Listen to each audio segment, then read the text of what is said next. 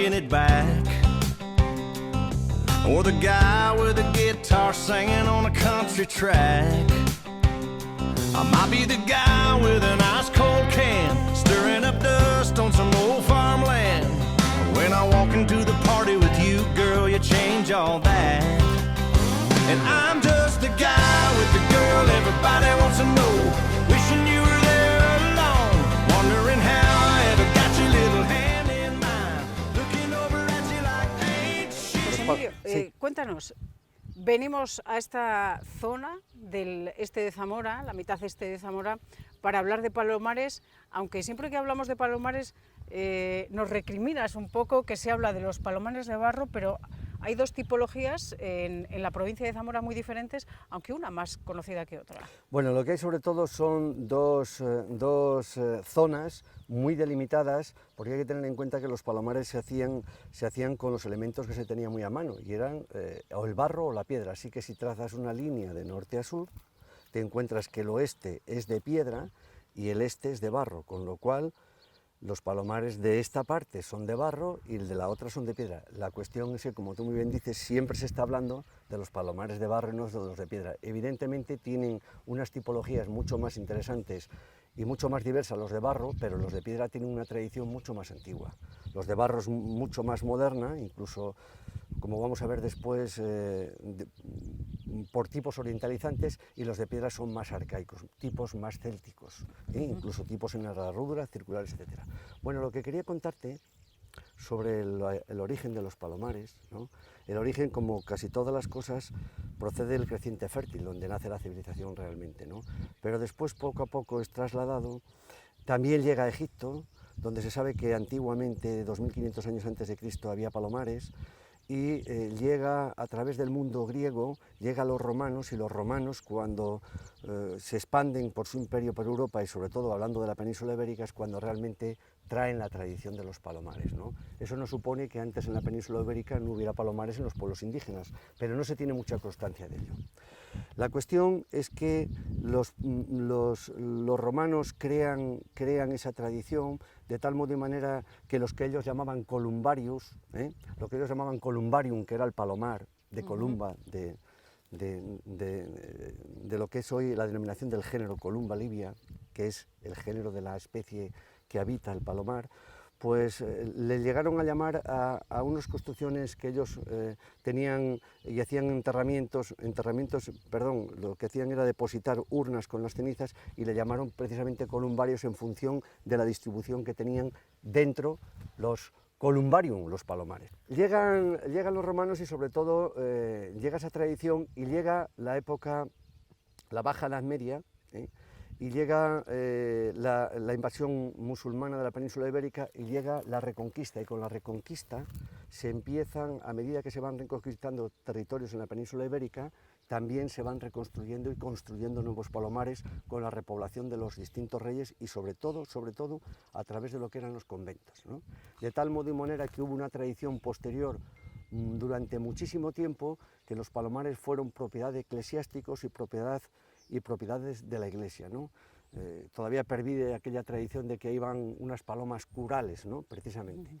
Bueno, así que a raíz de eso, el mayor sistema de protección que hubo en España data de 1465, cuando Enrique IV dicta la ley de protección de los palomares, ¿no? Y prohíbe cazar en derredor de los palomares y prohíbe cazar con ballestas, y además pone unas sanciones y unas multas, y dice que las justicias actúen sobre aquellos que hacen estas fechorías sobre los palomares, ¿no?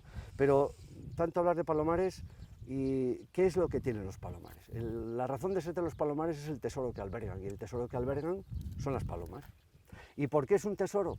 Pues es un tesoro porque no es ni más ni menos que lo que hace el humano es adaptar unas construcciones a su biología para conseguir que críen dentro de esa construcción, y el humano lo que hace es aprovecharse ¿de qué? Aprovecharse fundamentalmente de dos cuestiones. Una, de las proteínas, una forma de adquirir proteínas en unas economías de autoabastecimiento, y esas proteínas estaban en forma de pichones que caza regularmente para obtener unas proteínas para la familia. Y la otra cuestión fundamental por la que se hacen los palomares es para conseguir el abono o guano de las palomas, un abono muy rico en nitrógeno, muy rico en nitrógeno, que lo que hace es aprovecharlo para huertas, para majuelos y para otras cosas, ¿no?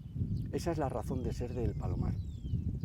Y lo que sí quería contaros, dos cositas sobre las palomas, y es que fundamentalmente quien habita estas construcciones es una especie que es la columba libia, una especie, la paloma bravía, ¿no? Una especie que existe en la naturaleza muy abundantemente y que está adaptada a los roquedos, ¿no? A los roquedos, sobre todo en zona de arribes, en zona de rocas, donde en huecos fundamentalmente de las piedras hace los nidos, allí habita, ¿vale? Así que el humano lo que hace es copiar de la naturaleza, adaptar unas construcciones, y estas construcciones son un mundo interior que habría mucho que hablar y que descubrir de ese mundo interior. Así que adapta con una serie de huecos para que puedan criar dentro. Después de estos pequeños apuntes del Pequeñísimos. Del origen de los palomares, estamos en esta zona del oeste de Zamora, estamos en nuestra primera parada, que es Villalba de la Lampreana. Estamos viendo uno de esos palomares que en su día se restauró, se recuperó. ¿Cuántos palomares podrían seguir en pie ahora? Ay, no lo sé. Yo en aquel ataque furibundo del estudio de los palomares en el año, me parece que fue 97, daté 1257 palomares, si no me equivoco, no, 1457 palomares que existían entonces. Por supuesto no creo que existan ni siquiera el 50% ahora mismo, ni siquiera. En esos 1400 estaban los que estaban en buenas condiciones y los que no. Sí, pero fundamentalmente, fundamentalmente estaban en unas condiciones aceptables. Yo entonces los catalogué en 3 tramos, pero podríamos decir que el problema que tienen los de barro es que una vez que se empiezan a caer es muy difícil volverlos a reconstruir, porque las técnicas, que hoy no hay técnicas que se asemejen, y cuando se utilizan materiales modernos se puede hacer, y se puede hacer muy bien, pero con mucho cuidado, porque si no lo que se hace es una defesio, ¿no?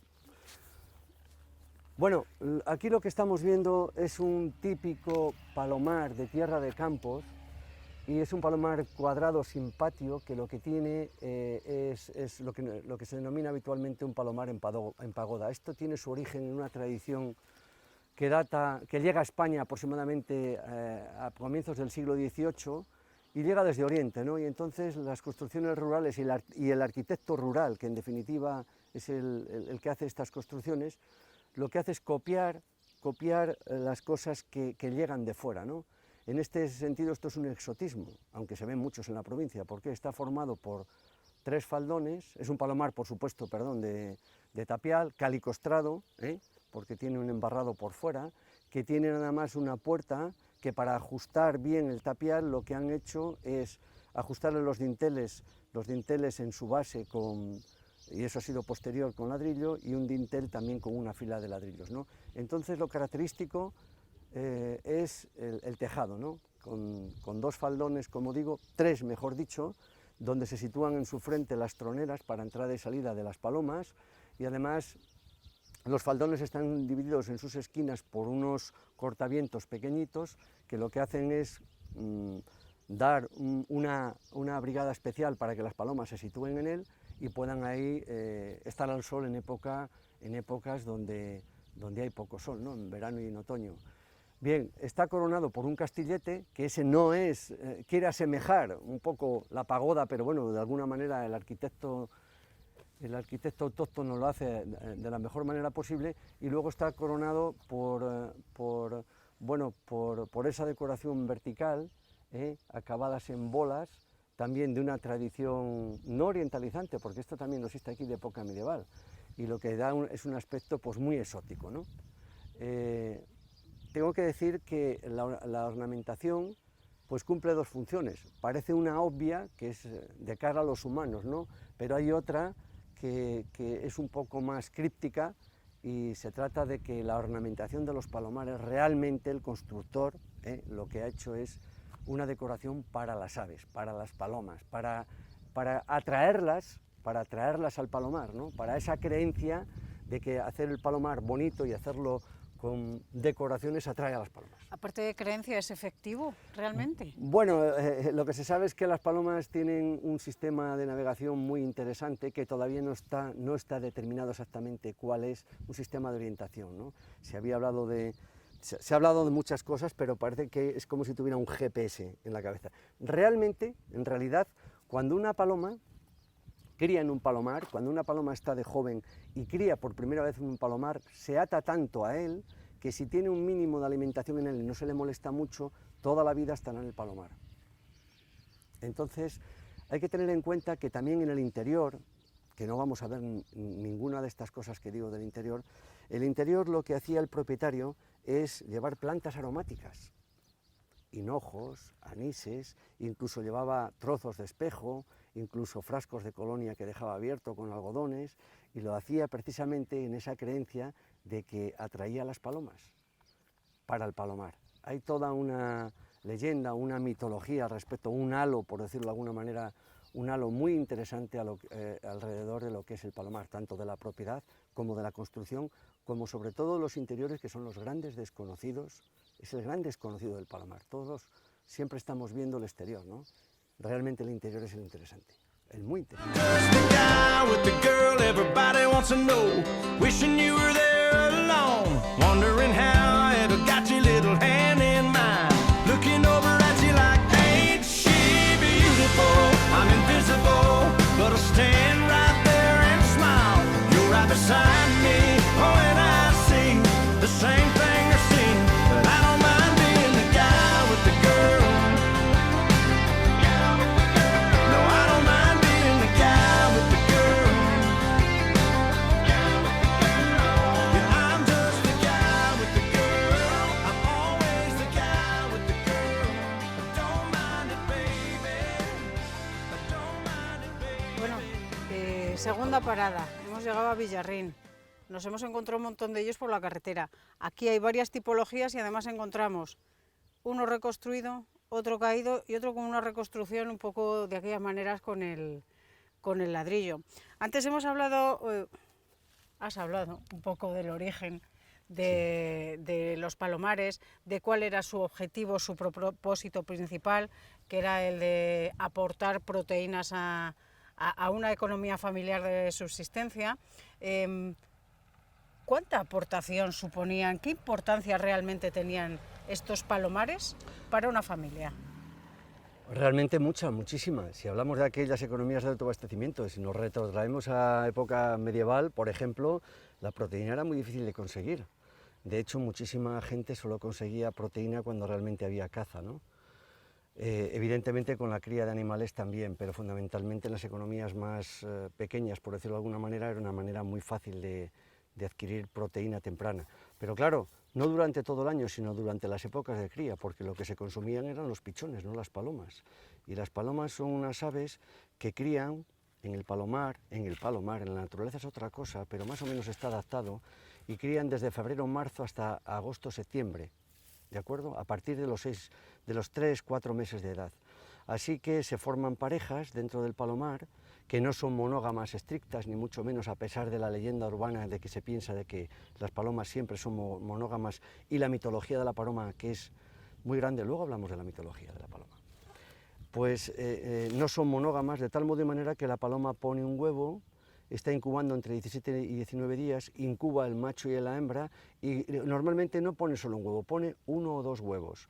Y después de la incubación nacen los pichones, y durante los 10 primeros días los padres lo que hacen es secretar una materia gaseosa en unas glándulas especiales que tienen en el buche y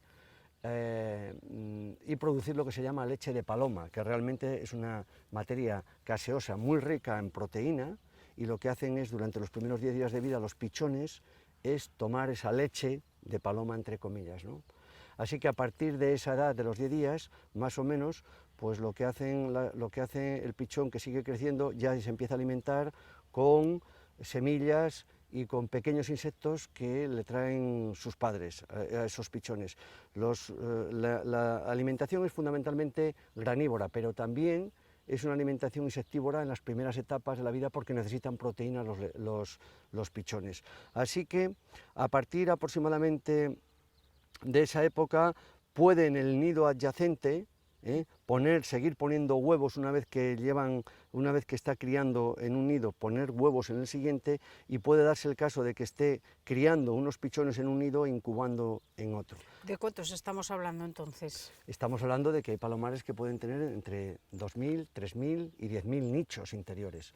Hay que tener en cuenta, y lo vamos a ver luego cuando veamos los interiores de un palomar, que lo que se trataba es de que en el mismo volumen aumentar el número de nidos. ¿Y cómo se conseguía eso? Haciendo paredes, muchas paredes, y por un lado y por otro de la pared hacer nidos. Así que eso era lo que se hacía fundamentalmente, y lo que hacía fundamentalmente el propietario era, como las palomas están poniendo huevos entre febrero-marzo y septiembre-agosto, pues lo que hacían era que antes de que comenzara el vuelo de los pichones, le ataban o le quitaban unas plumas de las alas para que no pudieran volar, y más o menos con 1 o 2 meses o 3, lo que hacían era que cazaban los pichones, pues evidentemente para conseguir esas proteínas, ¿no?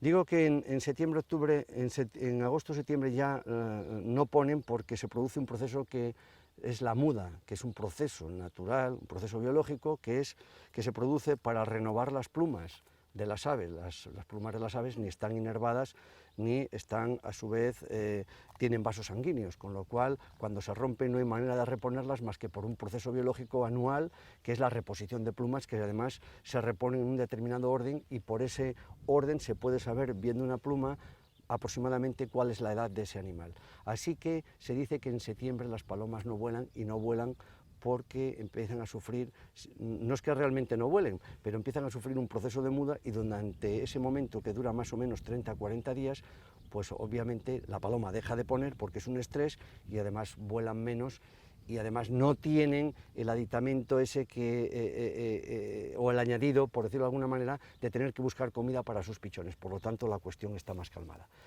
Llega el momento del otoño y llega el momento del invierno, y como ya no hay tanto grano en el exterior, lo que tiene que hacer el propietario, y lo que ha hecho tradicionalmente, es aportar alimentación al palomar. ¿Para qué? Para que las palomas se mantengan ahí, para que las palomas que ya no tienen esa querencia por el palomar, porque no tienen en ese momento crías, sigan teniéndola porque tienen alimentos, ¿de acuerdo? Así que ese es el ciclo de la vida de un palomar, durante todo el año, puesta desde marzo hasta septiembre, y a continuación pues una alimentación suplementaria que tiene que dar el propietario. Y calma, mucha calma y tranquilidad. Por eso los palomares no tienen ventanas, tienen solo troneras, y por eso les viene muy bien como material de construcción el barro, tanto en forma de tapial como en forma de adobe, porque es muy insonoro. Y lo que requiere es entrar en unas determinadas condiciones al palomar, siempre, si es posible, de la misma manera, a la misma hora, y si es posible haciendo lo mismo, para que aquello no altere la propia biología del palomar. Tengamos en cuenta, que ya os dije antes, que lo que hace el hombre no es ni más ni menos que copiar a la naturaleza y seguir la biología y la etología del animal que está dentro, del tesoro que está dentro, que es la paloma. Así que ese comportamiento requiere que en esa construcción que la paloma adapta a su biología, pues requiere que aquello esté con tranquilidad.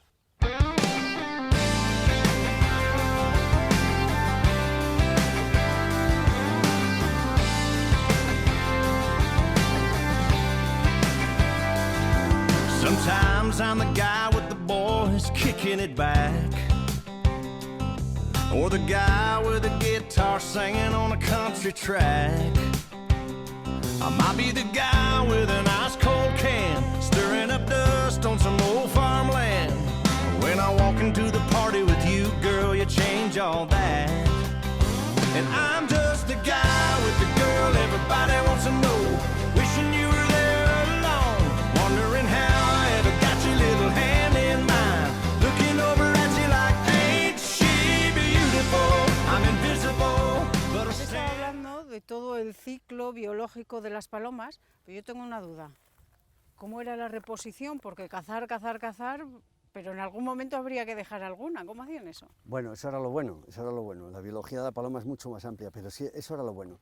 Claro, hablábamos de la caza, ¿no? Y había dos maneras de cazar, ¿no? Se caza siempre por la noche.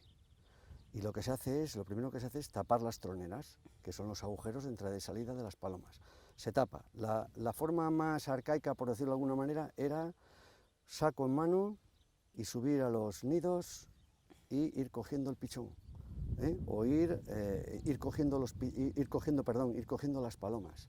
Así que y la otra forma es tapar las troneras, dejar solo una abierta, que salgan las palomas.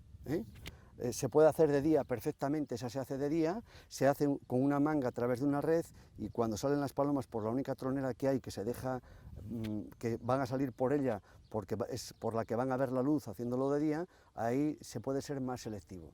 Así que se trata de lo siguiente la caza, se trata de no hacer el bruto y de no cazar todo, porque lo que haces es que te quedas sin reproductores. Entonces, como van naciendo pichones y tienes que ir dejando unos pichones, no comiéndote todos los pichones, lógicamente, cuando cazas tienes que cazar los adultos, y los adultos más viejos. ¿Para qué? Para dos razones. Primero, para dar cabida a los pichones, a que los jóvenes vayan haciendo una reposición del palomar, y como segunda consideración, porque en un determinado momento, si no se cazara, llega a haber tal densidad dentro del palomar que lo que hacen las palomas adultas es empujar a los jóvenes fuera del palomar, empujar entre comillas, y lo que hacen es que, como ellas ya no son fértiles, pues el palomar no tendría pichones. Así que hay que hacer bien las cosas, y lo sabían muy bien los propietarios. Cazaban no indiscriminadamente, cazaban los adultos, cogían la parte de pichones, una proporción de pichones para que hubiera reposición, y ese era el sistema de que el palomar se fuera manteniendo. Si alguien entra y hace una caza masiva, lo que va a provocar es que el palomar, pues en 1, en 2 o en 3 temporadas, no tenga reposición y no tenga producción de proteínas, que eran los pichones.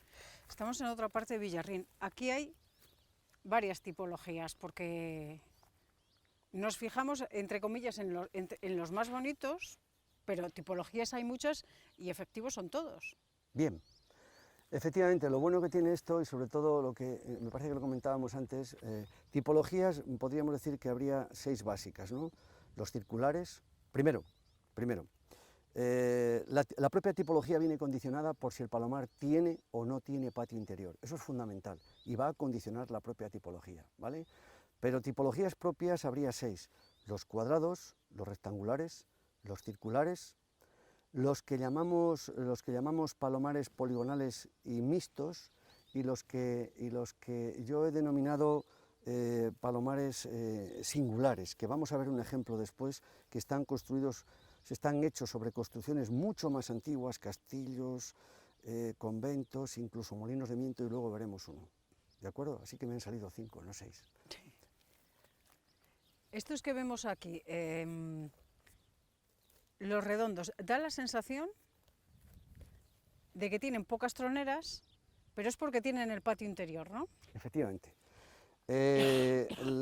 Dijéramos que de circulares hay 2 tipologías. Esta, la que estamos viendo, de estos palomares de la derecha, es una tipología, por decirlo de alguna manera, en horizontal, son palomares con patio, pero hay otra tipología de palomares con patio sin patio en vertical, que lo que se ve sobre el terreno es la proporción de verticalidad en lugar de la de horizontalidad, como es este caso.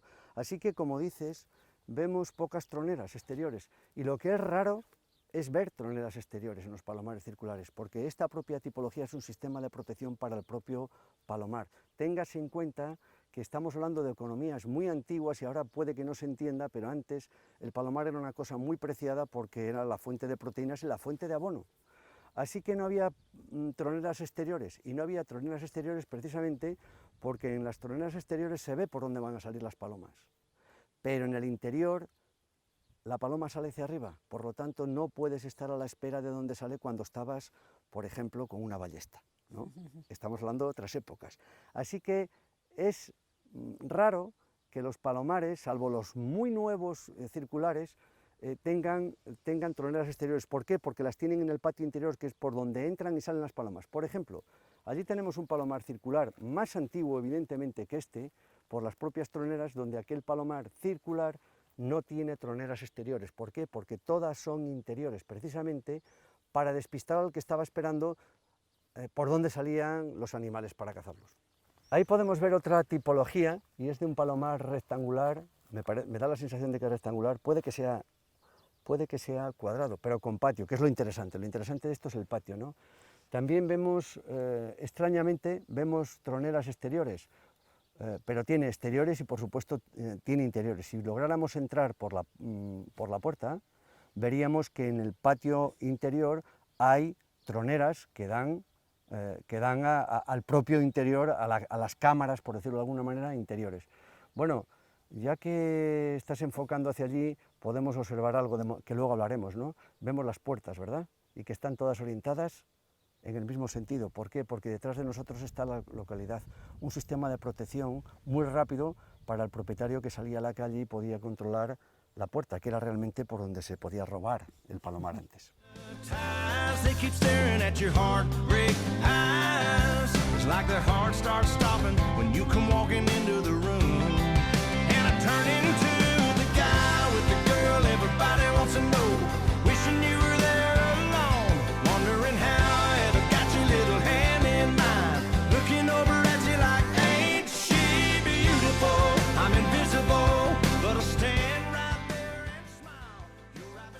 Estamos en Otero de Sariegos y podemos ver por dentro un palomar, porque es de los muchos que hay de ruidos, pero así por lo menos podemos conocer un poco cuál era la estructura de esos palomares y cómo estaban conformados.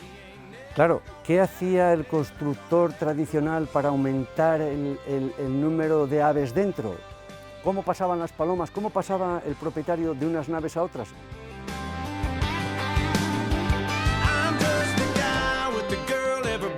To know, wishing you were